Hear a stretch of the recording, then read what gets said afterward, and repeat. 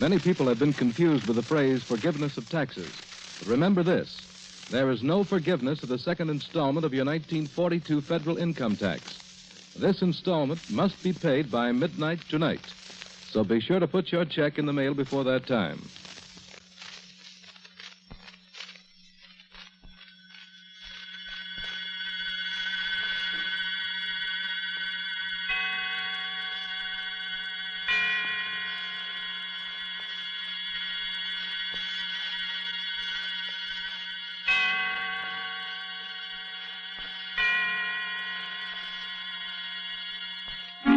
Suspense.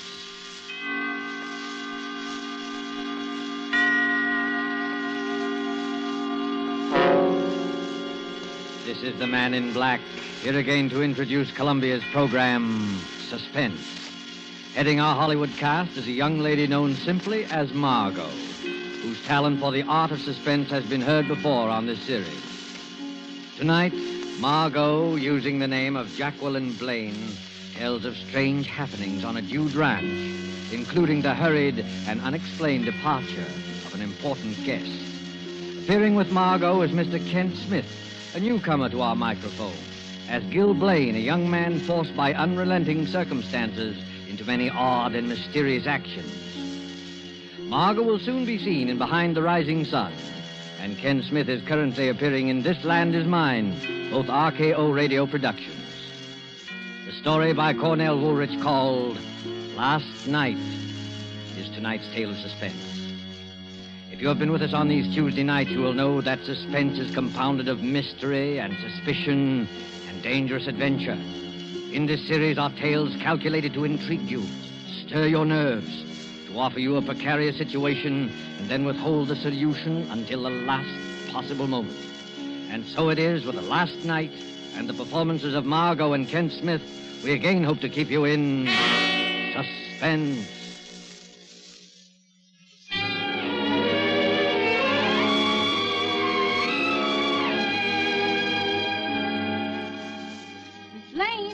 Miss Blaine, it's late. Ain't you figuring on getting up at all? Huh? Oh, yes. Oh. I'll be down in a minute, Leona. Go away now. I lay there looking up at the ceiling. Strange, I hadn't slept well last night. All night I had tossed and turned. Worry. That's what it was. Worry. The weekend was over, and Gil and I hadn't raised the $2,500.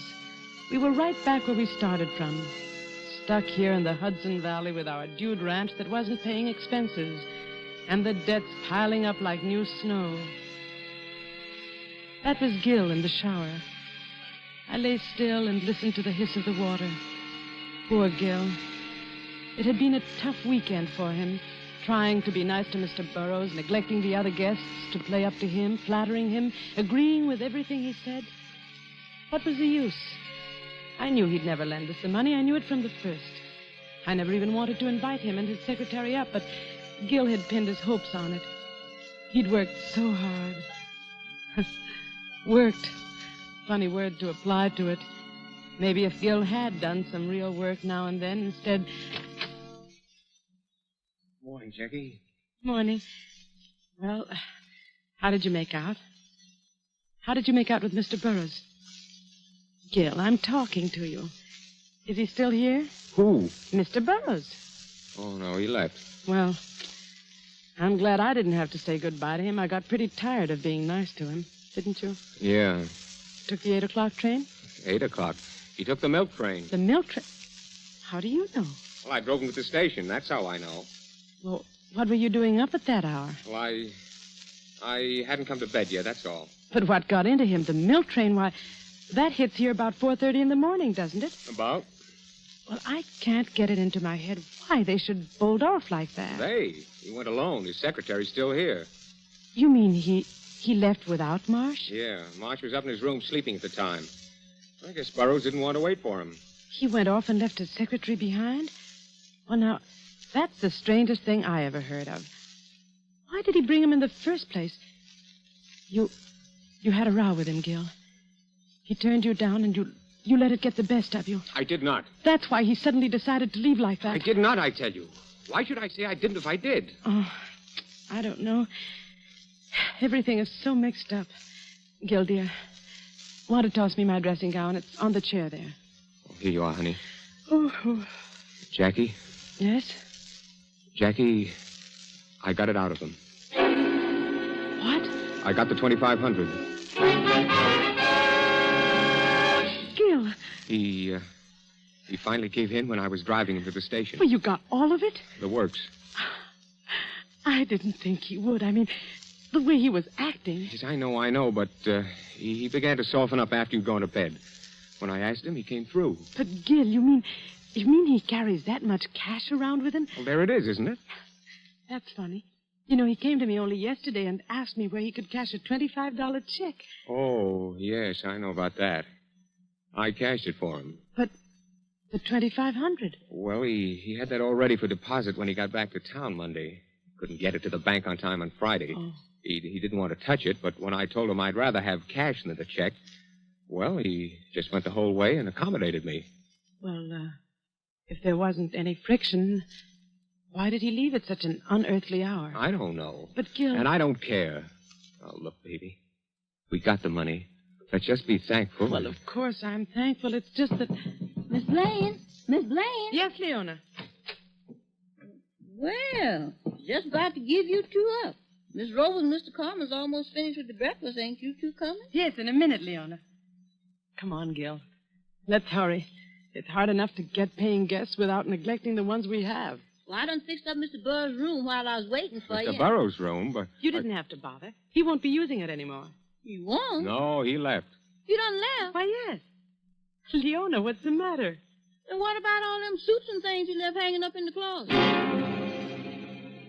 His clothes left in the closet? What about that, Gil? Well, he left in an awful hurry, that's all. Oh, leave me alone. Don't let's talk about it. All right. But somehow I feel that something very strange happened last night.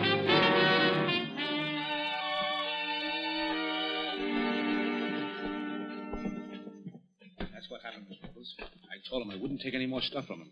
Next time he tries it, it'll be too bad. For him. Here comes Gil and Jackie. Yeah.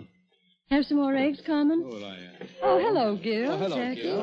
What do you do so chummy about? Why, we were just talking about Mr. Burroughs. Mr. Burroughs? Why, yes. Mr. Carmen had an appointment to play golf with him today. Golf? Yeah, yes, fine player, fine player. Oh, by the way, where is he? I haven't seen him all morning. He's not here. Not here? Well, what do you mean? He's left. He left? Yes, can't a guy leave if he wants to? Sure, Well, for one, I'm glad. He was an old goat. He's mad because he made a pass at her. Well, you didn't like him too well either, Carmen. You see, Carmen had a run-in with him back in the days of bootleg gin. Oh. Well, let's not talk about it. Gil's right. Mr. Burroughs is gone. Let's forget it. What's this? Oh, Mr. Mars. What did you say about Mr. Burroughs leaving? Do we have to go through this again? Gil, please. Mr. Burroughs left on an early train. Oh, you're joking. No, I'm not. But I don't understand. Well, you're his secretary. You ought to know what he's going to do. That's right, Gil. I should know. That's why it's so strange. He told me we definitely were going to stay until this afternoon. Well, he changed his mind. Blaine, Frank. Oh, yes, and she's here. Just a minute. Miss Blaine. Miss Blaine, telephone. Coming.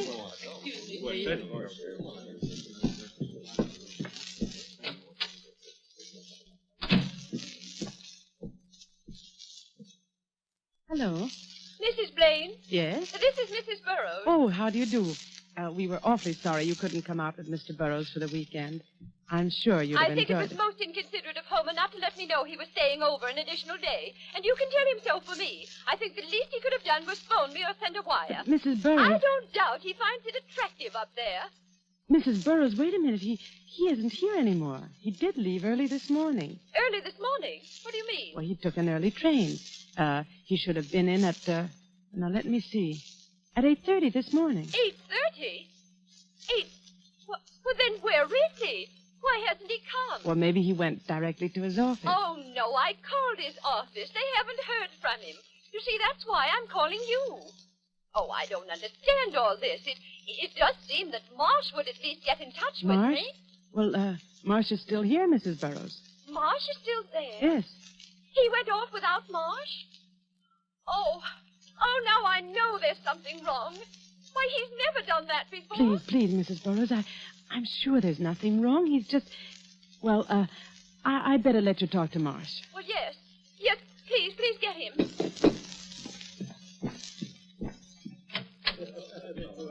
Mr. Marsh, Mrs. Burroughs is on the phone. She wants to talk to you.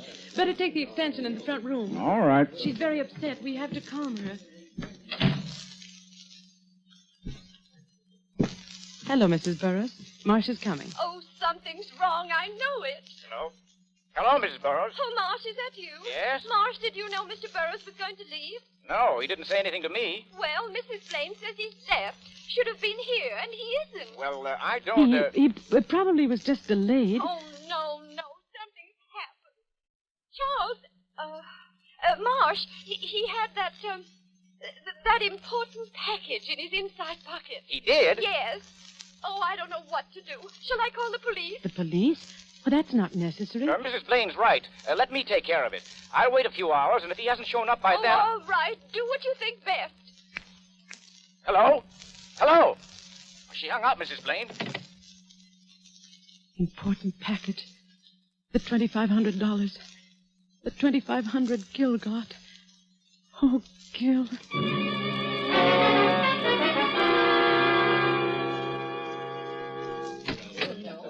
That was Mrs. Burroughs. She was awfully upset. Well, Burroughs didn't show up.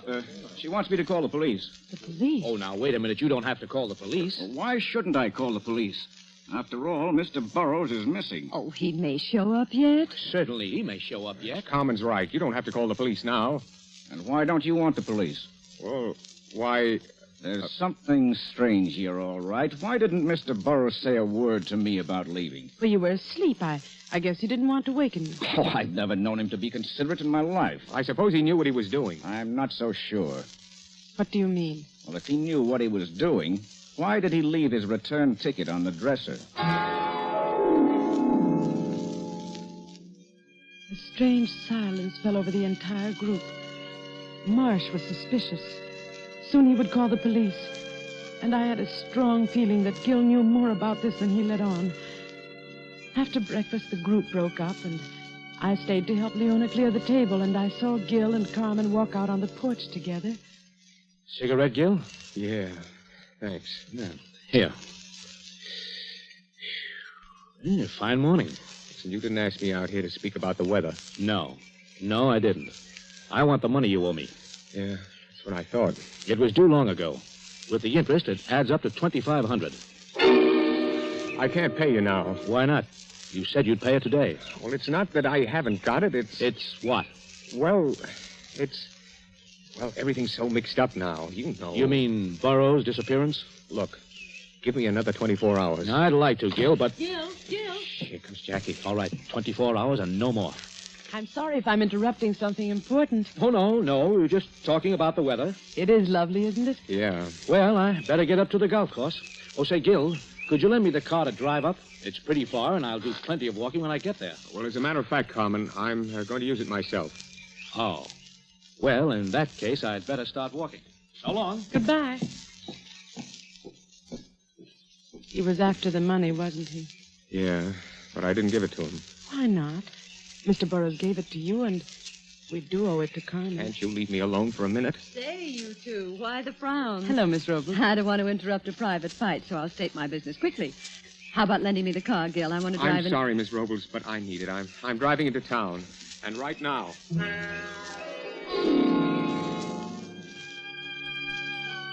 Gil drove off. The rest of the day went by in a haze. Gil didn't come back. He stayed away all day without even phoning me. He had never done that before.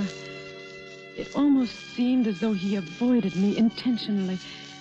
Toward evening, as I was putting the finishing touches on dinner, Leona came up to me. There's a man here to see you, Miss Blaine. Where is he? In the front room. Well, who is it? Somebody I ain't never seen before. All right. I'll talk to him. You look after things here, Leona. Yes, I will. Good evening. My name's Ward. I'm Mrs. Blaine. You wanted to see me? I wanted to have a few words with Mr. Blaine. Oh, I see. What was it about? You know what it's about. It's about Burroughs. His office sent me down.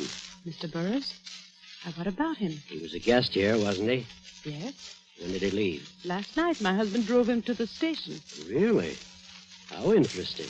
What do you mean? We happen to know that he never got on that train. Oh. I thought maybe your husband could tell me a few things I'd like to know. I'll see if he's here. Just a moment. I'd also like to see some of the other guests. Well, I'm sorry, but nobody's here just now. Miss Robles is out walking, and Mr. Carmen hasn't... Carmen? Carmen? The short, fat Italian? Why, yes. How did you know? Mr. Burroughs always ran into him before. Now I'd like to see your husband. Please sit down. I'll see if I can find him. Thank you.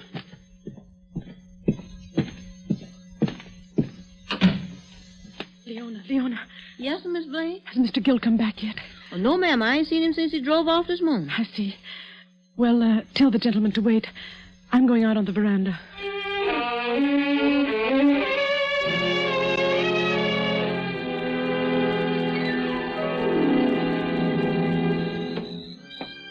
I went out on the veranda. Up and down the length of the porch and back again I walked, my eyes glued to the dark highway that ran past the house, hoping against hope that Gill would show up before the detective came looking for me. Gill had the $2,500 on him, Burroughs' cash, that important package Mrs. Burroughs spoke of to Marsh. I had to see Gill first, and suddenly I saw a car speeding down the road. Gill's car. I could tell by the one dim headlight. It tore through the dark at top speed. Then swerved through our gate and into the garage. I was about to run down the steps when another pair of headlights split the gloom of the highway. As the car came on, I recognized the taxi from town. A figure climbed out quickly. Gill! Jackie, did you see the car? Our car? Yes, Gill. It went toward the garage. Who was driving it? Well, I couldn't see. What is it, Gill? Are you in... No time to talk. No time to talk. Where are you going? The garage. I'm coming with you. The doors are closed.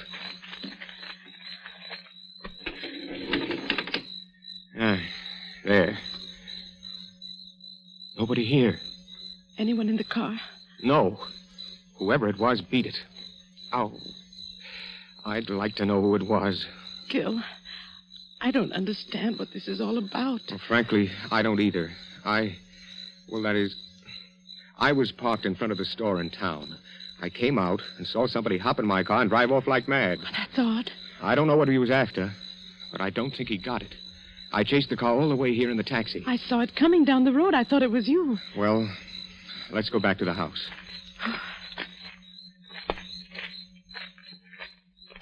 Gill. Yes? Gill, there's somebody here to see you, a man named Ward. Ward? Who's he? What does he want? He wants to talk to you about Burroughs. He's a detective. Oh. And, you'd better let me have the wallet with the money, just to be on the safe side. Now, look, I don't want you mixed up in anything. Well, I'll be all right. Please, give it to me. Well, okay. Now you'll have to go in and talk to him. Yeah, I suppose so. I went up to my room and lay there in the dark, trying to distinguish the murmur of voices from below. But all I could hear was a blur of sound. I got the 25,000. Something's happened. The next time it'll be too bad for him. He made a pass at me. He left in a hurry. Let me alone. Why don't you want the police? Why don't you want the police? Why don't you want the police?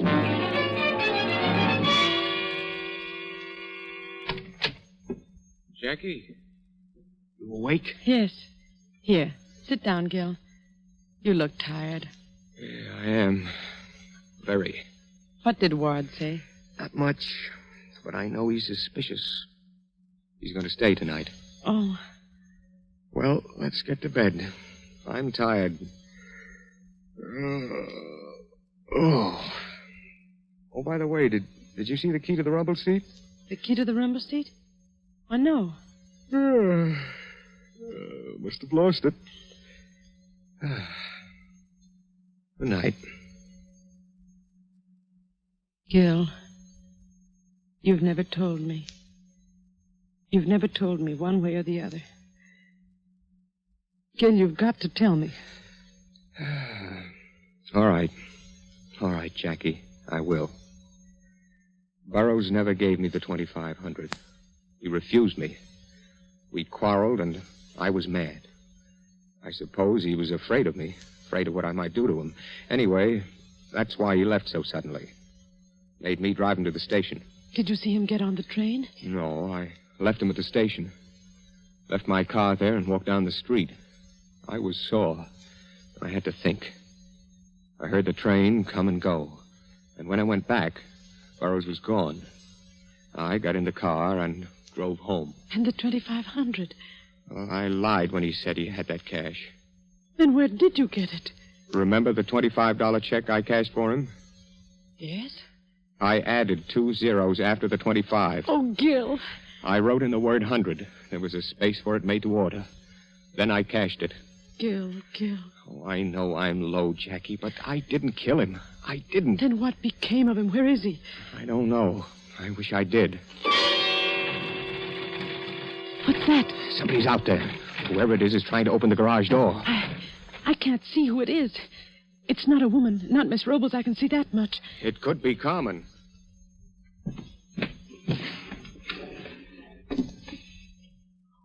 What are you doing in that drawer? Just getting this gun. Now, quiet. No, Gil. Give me that gun. You can't shoot anybody in the dark like that. Please, Jackie. I'm going to turn on the lights. Don't, Jackie. Yes, Gil. Oh, he's running away. Gone. Who was it? I couldn't see. Could you? No, Gil. Well, now it just means waiting until the next time. Oh, Jackie, what am I going to do? I don't know, dear, but we'll get out of it somehow. How? I'm all mixed up. There's one clear thing. Somebody is awfully interested in that car.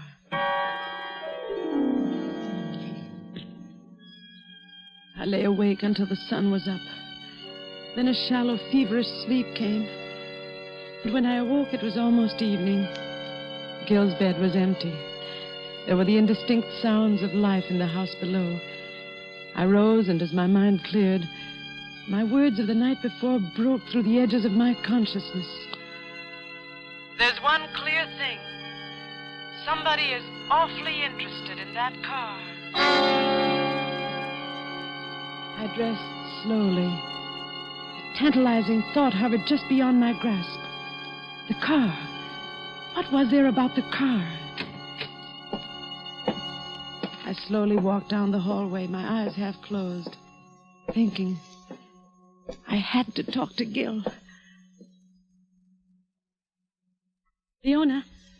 Yes, sir? Where's Mr. Gill? Oh, he done went to town with Mr. Ward. He went with Ward? Yes, and right after breakfast. Mr. Carmen gave him a lift down and... Carmen? Oh, yes, but Mr. Gill, he done left you this note. Oh, let me see it. Jackie, I've gone downtown with Ward. I'm going to tell him about the check. And whatever happens will have to happen. No, Gil. No, Gil, no. Miss Jacqueline. Leon, I've got to stop him. I'm going to drive to town.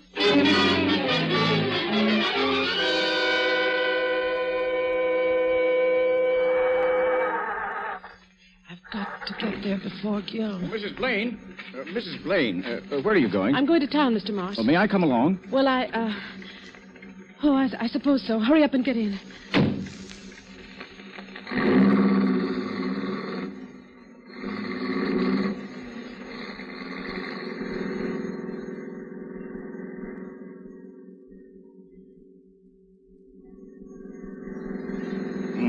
Getting dark. Yes.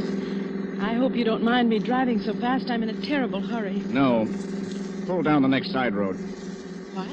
I said pull down the next side road. A gun? Yes, a gun. Now do as I say. There's something in this car I want. I won't. I must get to Gil. Let go of that wheel. Let go of that wheel. I said there's something here I want. There's a car coming. Let go. Look out! Ah! Ah! I tried to move.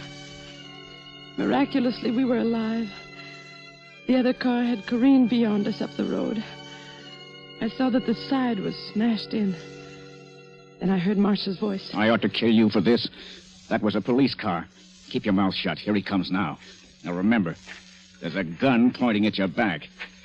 Hey, you maniacs. What's the idea? You trying to kill somebody? Oh, sorry, officer. We had a little trouble with the steering wheel. Well, you won't have any more trouble with it. This is the end of your license. Oh, see here, officer. I'm in a terrible hurry. If you let me drive to the station... Wait a minute, buddy. Let's have your names. What's yours? Come on. Marsh. Charles Marsh. Charles Marsh. What's yours, lady? Mrs. Gilbert Blaine. Yeah. And yours? Well, come on. What's yours? What's your name? Who are you talking to? That guy in the rumble seat. The rumble seat? Mr. Burroughs. Oh, it's Burroughs, is it? Well, why don't you say so? Hey, what are you, a wise guy sitting there like a mummy?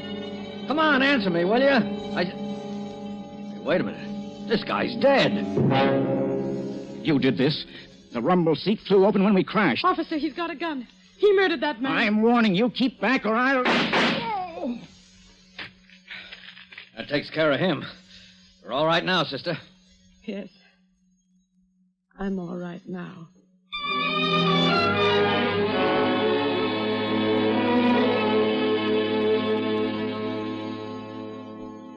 Well, that job's finished. Nothing left for me to do but go back to town. So it was Marsh after all. Yeah. I don't understand why. He was contemplating a change from secretary to husband. Naturally, with Mr. Burroughs dead, Mrs. Burroughs would inherit all the money. I see. Marsh followed Gil and Mr. Burroughs that night to the station.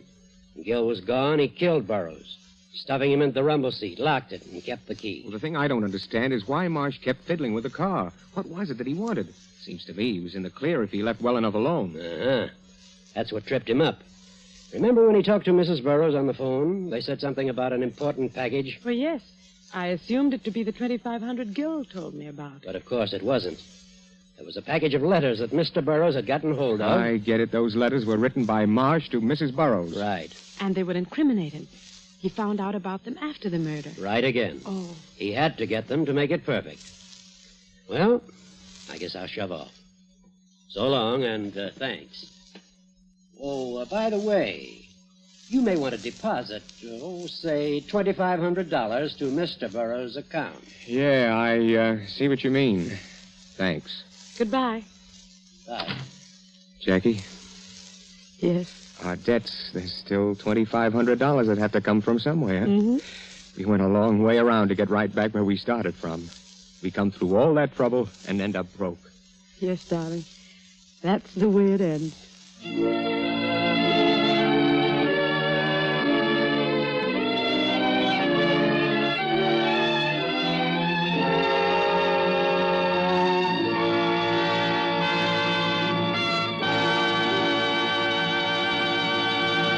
And so closes the story called Last Night, starring Margot and Kent Smith. Tonight's tale of Suspense. This is your narrator, the Man in Black, who conveys to you Columbia's invitation to spend this half hour in suspense with us again next Tuesday, when John Sutton and George Zucco will star in the suspense play by John Dixon Carr called The Man Without a Body. The producer of these broadcasts is William Spear, who with Ted Bliss, the director, Lud Gluskin, and Lucian Mahowick, conductor and composer, and Cornell Woolrich, the author, collaborated on tonight's Suspense. This is CBS, the Columbia Broadcasting System.